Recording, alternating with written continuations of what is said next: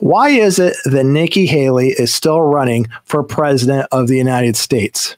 Has she recently won a primary? Has she recently won a caucus? Has there recently been a poll released that shows that voters are suddenly favoring her and want her to be their candidate? Well, the answer is no to all three. And so why is she still in this race? And it's coming down to one of two reasons. One, she thinks there's still a chance that Trump is going to be barred from this election, whether that be in jail or, put in some kind of box where he can't run. We're all aware of what's going on in Colorado, that sort of thing, right? The other box is she thinks somehow she's going to convince these voters that she is the perfect candidate, and suddenly they're going to want to start voting for her, right? One of those two options. And well, unfortunately, in the primary so far, she hasn't done better than three.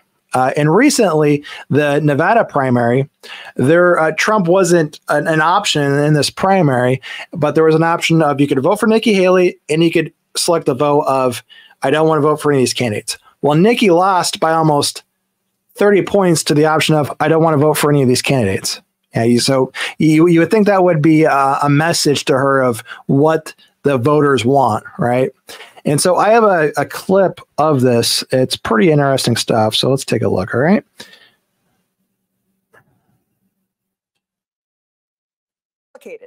NBC News projects that Nikki Haley has lost to the option that reads, none of these candidates. Former President Trump did not appear on the ballot. Haley faced some long shot challengers and the none of these candidates choice there you can see at the bottom. This was the first year Nevada held primaries that the Republican Party chose to. So you could just imagine being in her camp, right? Pretty devastating information. You would think she would be suspending her campaign, running off in the sunset. Obviously, she's not doing that. She's actually doubling down on her campaign.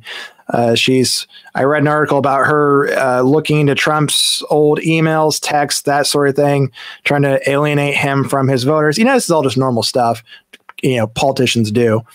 And she's still getting large donations from the millionaires, billionaires, super PACs.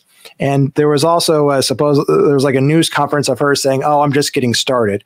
So she's obviously not getting the message. And so why isn't she getting that message? And so I think really what we got to do is look at it one of two ways.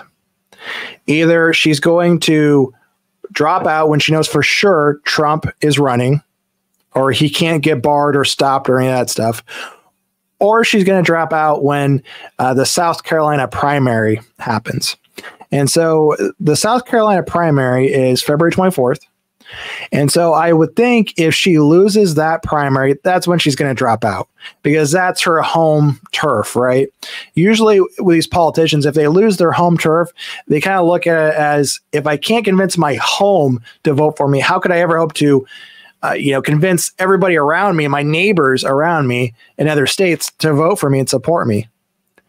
And so that's what I think is going to happen. Either she loses that and she just drops out, or when we all find out what's going to happen with Trump.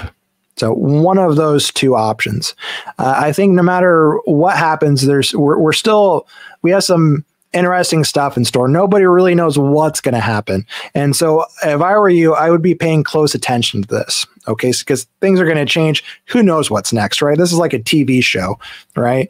And so we're going to keep a close eye on this. If you got some value out of this, please consider subscribing. We got a lot more content coming your way that you don't want to miss.